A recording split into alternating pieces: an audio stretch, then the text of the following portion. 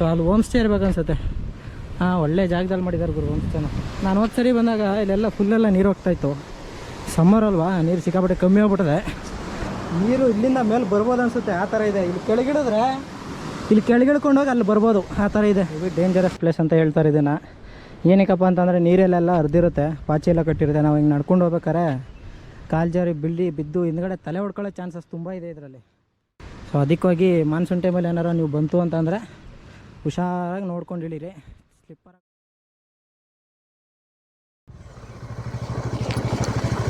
So ಹಾಗೆ ನೀವು ಅಂಬತ್ತೀರ್ಥ ಹೋಗ್ಬೇಕಂದ್ರೆ ಹಿಂಗೆ ಹೋಗ್ಬೇಕು. ಬ್ರಿಡ್ಜ್ಗೆ ಹೋಗ್ಬೇಕಂತಂದರೆ ಇಲ್ಲಿ ಲೆಫ್ಟ್ ಹೋಗಬೇಕು.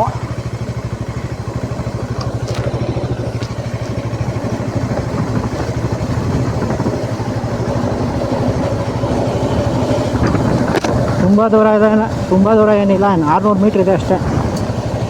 ಸ್ಟ್ರೈಟಾಗಿ ಹೋಗ್ಬೇಕು.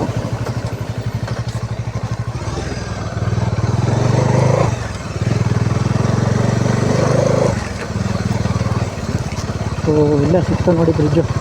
ಸೊ ಗೇಟ್ ಕ್ಲೋಸ್ ಮಾಡಿಬಿಟ್ಟಿದ್ದಾರಲ್ಲ ಗುರು.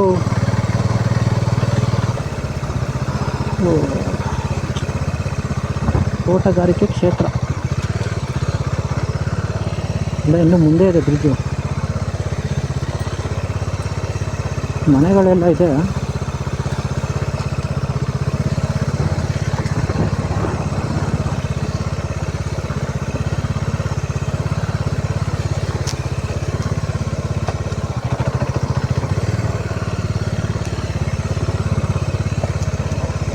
ಹಂದಿ ತಳಿ ತರಬೇತಿ ಕೇಂದ್ರ. ಅದು ಹಂದಿ ತಳಿ ತರಬೇತಿ ಕೇಂದ್ರ ಅಂತೆ.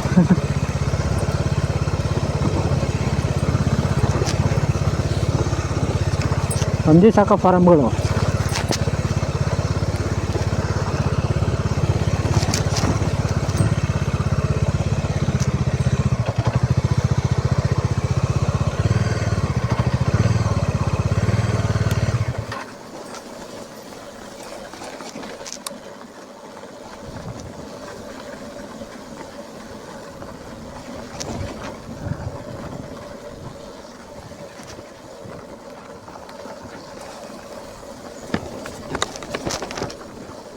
ನೀರು ಬಿಟ್ಟಿದ್ದಾರೆ ಒಬ್ರು ಯಾರೋ.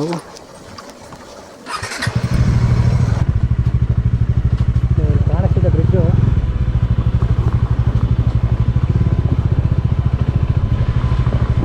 ಪ್ರೈವೇಟ್ ಪ್ರಾಪರ್ಟಿ ಇದೆ. ಇಲ್ಲ ಅಲೌಡ್ ಇಲ್ಲ, ಬಟ್ ನಡ್ಕೊಂಡು ಹೋಗ್ಬೋದು. 5 minutes later. ಇದು ಯಾವುದೋ ಬೇರೆ ಬ್ರಿಡ್ಜು, ಆದರೂ ಪರವಾಗಿಲ್ಲ, ಚೆನ್ನಾಗಿದೆ. ಬಟ್ ಆದರೆ ಇಲ್ಲಿ ಬೈಕೆಲ್ಲ ಹೋಗಲ್ಲ. ಸುಮ್ಮನೆ ಹಿಂಗೆ ನಡ್ಕೊಂಡೋಗಿ ಒಂದ್ಸರಿ ತೋರಿಸ್ತೀನಿ ಬನ್ನಿ. ಅಂದರೆ ಏನಪ್ಪ ಅಂತ ಅಂದರೆ ಈ ಪ್ಲೇಸ್ಗಳಲ್ಲಿ ಯಾರು ಜಾಸ್ತಿ ಓಡಾಡಲ್ಲ. ನೀವು ಬಂದರೆ ಆರಾಮಾಗಿ ಈ ಥರ ಒಬ್ಬೊಬ್ಬರೇ ಪೀಸಾಗಿ ಎಂಜಾಯ್ಮೆಂಟ್ ಮಾಡಿಕೊಂಡು ಕುತ್ಕೊಂಡು ಟೈಮ್ ಪಾಸ್ ಮಾಡಿಕೊಂಡು ಹೋಗ್ಬೋದು. ನಾವು ಇವಾಗ ಏನು ಅಂಬತ್ತೀರ್ಥ ನೋಡಿದ್ವಲ್ಲ, ಸೊ ಆ ಬ್ರಿಡ್ಜೇ, ಆ ಹೊಳೆ ಹರ್ಕೊಂಡು ಹೋಗೋದು ಹಿಂದೆ ಸ್ವಲ್ಪ ಈ ಬ್ರಿಡ್ಜ್ ಬರುತ್ತೆ. ಅಲ್ಲಿಂದ ಜಸ್ಟ್ 1.5 ಕಿಲೋಮೀಟ್ರ್ ಅಷ್ಟೇ. ಸೊ ನೋಡೋಕೆ ಈ ಥರ ಇದೆ ಬ್ರಿಡ್ಜು.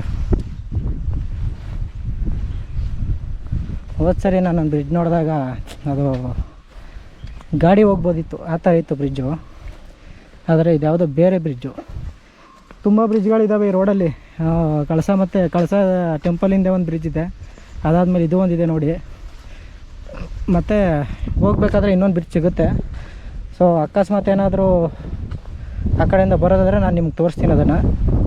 ಐ ಥಿಂಕ್ ನನ್ನ ಪ್ರಕಾರ ನಾನು ಇದೇ ಬ್ರಿಡ್ಜ್ಗೆ ಇರ್ಬೋದು ಅನಿಸುತ್ತೆ. ನಾನು ಬರಬೇಕಾದ್ರೆ ಬೇರೆ ರೂಟಲ್ಲಿ ಬಂದಿದ್ದೆ, ಆ ಕಡೆಯಿಂದ ಬಂದಿದ್ದೆ ಅನಿಸುತ್ತೆ. ಆದರೆ ಈ ರೂಟ ನನಗೆ ಕನ್ಫ್ಯೂಷನ್ ಇದೆ. 2 ಇಯರ್ಸ್ ಹಿಂದೆ ಬಂದಿದ್ದು. ಇವ್ರನ್ನ ಕೇಳಿ ನೋಡೋಣ. ಸರ್, ಇದು ಯಾವ ಊರದು ಬ್ರಿಡ್ಜು? ಎರಡೂ ಸೋಗ್ಬಾರ್ದು ಅಂತ ಇಷ್ಟು ದೂರ ಬಂದಿದ್ದೀನಿ.